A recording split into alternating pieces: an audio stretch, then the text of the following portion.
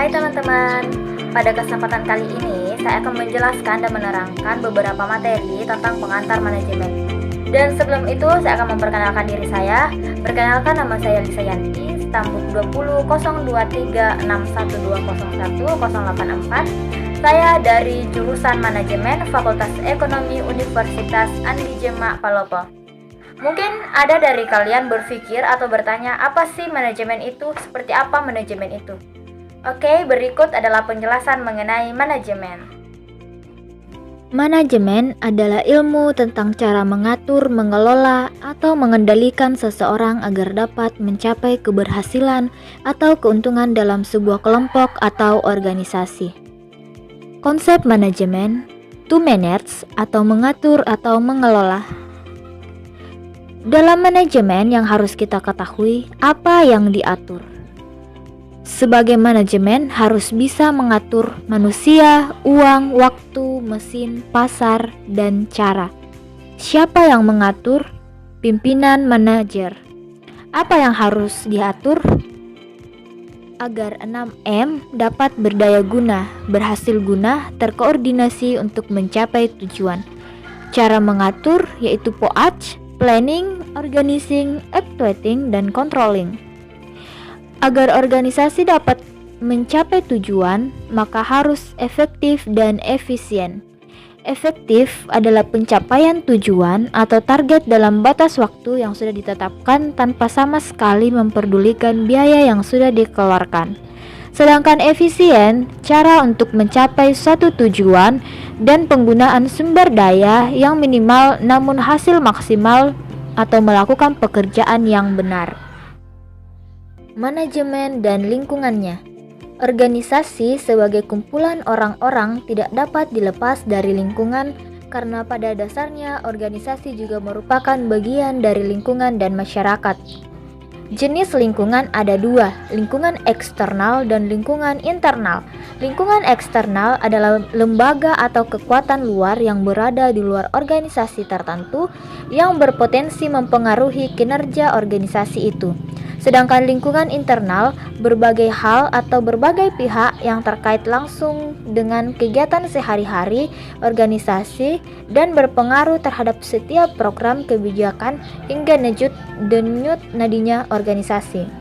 Dalam lingkungan eksternal terdapat organisasi, masyarakat, pesaing, pelanggan, pemasok.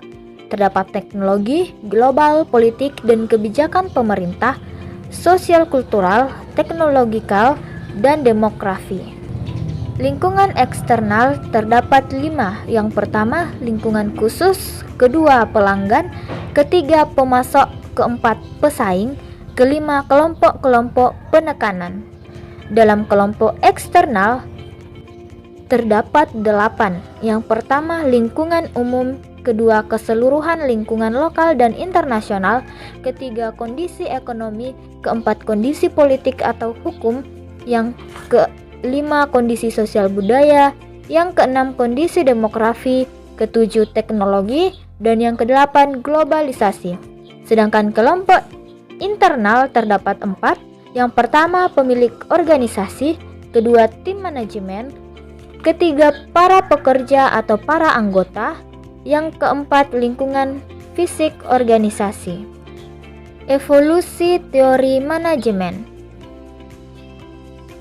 Revolusi industri pada abad 18 di Inggris mampu mengubah sistem produksi yang dulunya dilakukan di rumah-rumah menjadi dilakukan dalam suatu pabrik yang membantu para manajer atau pimpinan untuk melakukan tugasnya. Adam Smith mempunyai buku The Wealth of Nations yang mengemukakan keunggulan ekonomi yang akan diperoleh dalam organisasi dalam pembagian kerja, merinci pekerja dalam melakukan tugas-tugasnya masing-masing.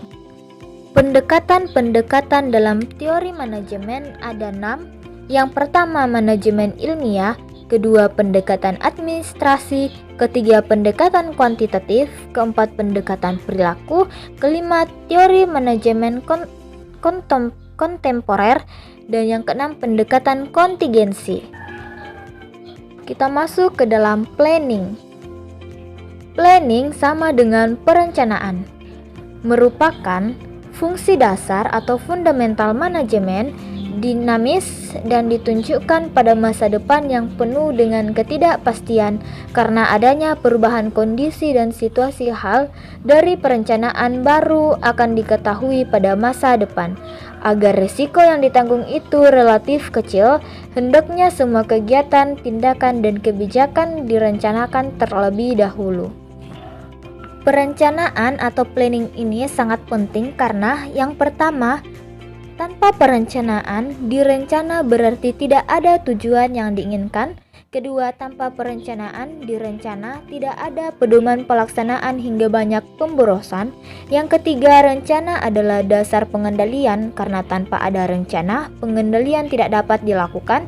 Yang keempat, tanpa perencanaan dan rencana berarti tidak ada keputusan dan proses manajemen pun tidak ada.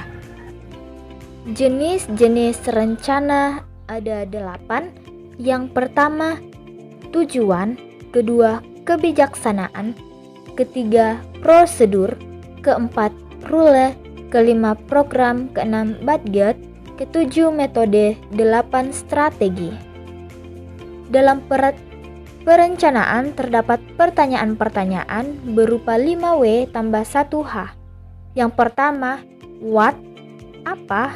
Yang berarti apa yang dicapai. Kedua, why? Mengapa? Mengapa dia harus dilakukan?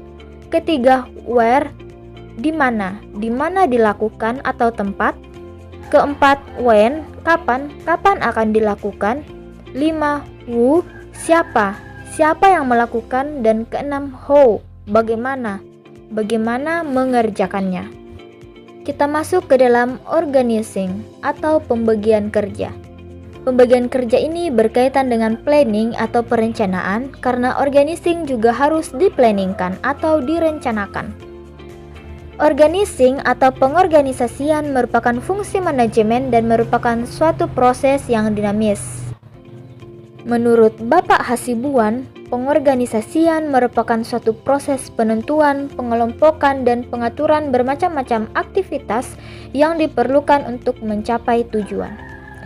Fungsi pengorganisasian manajemen ialah penentuan penggolongan kegiatan-kegiatan tersebut dalam satu bagian yang dipimpin oleh seorang manajer atau kegiatan-kegiatan tersebut dalam suatu kegiatan yang dipimpin langsung manajer atau pimpinan dalam suatu organisasi. Dalam organisasi terdapat aspek penting. Yang pertama, adanya tujuan tertentu yang dicapai.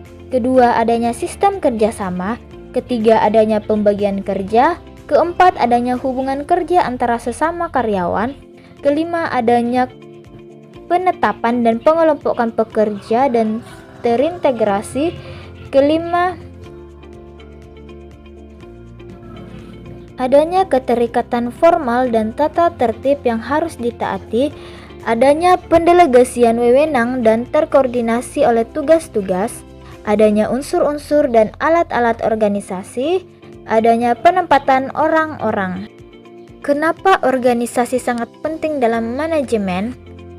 Karena organisasi adalah salah satu syarat utama adanya manajemen.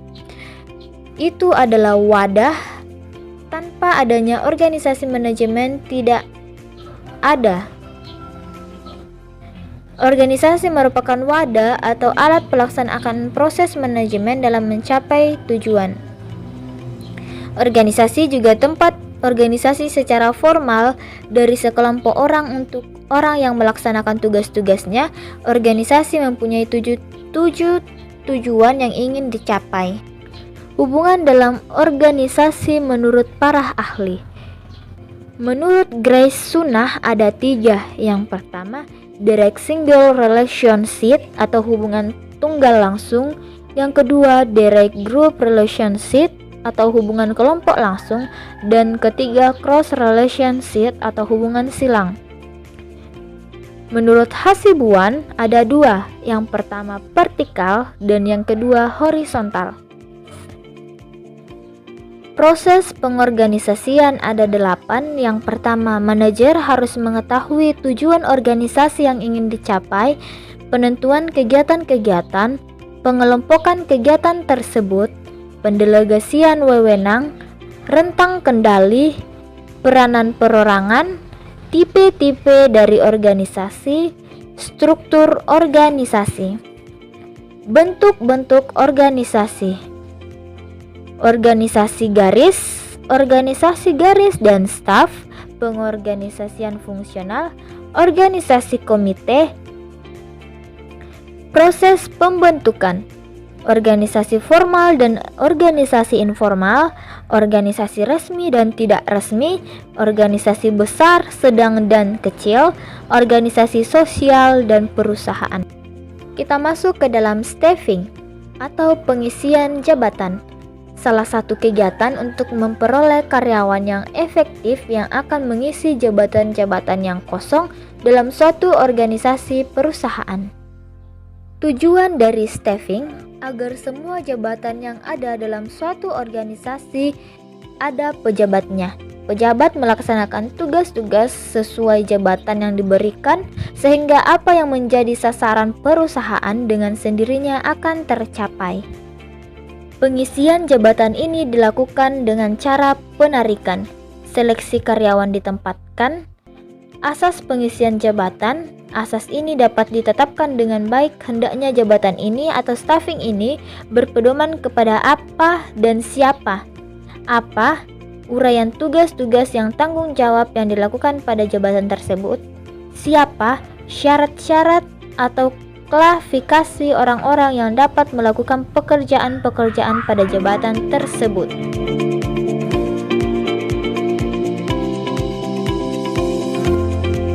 Itulah materi yang bisa saya jelaskan tentang manajemen. Kurang lebihnya mohon dimaafkan. Jangan lupa like, comment, and subscribe. Share ke teman-teman kalian agar ilmunya bisa bermanfaat. Ingat, tetap di rumah, hindari keramaian, jaga kesehatan, dan rajin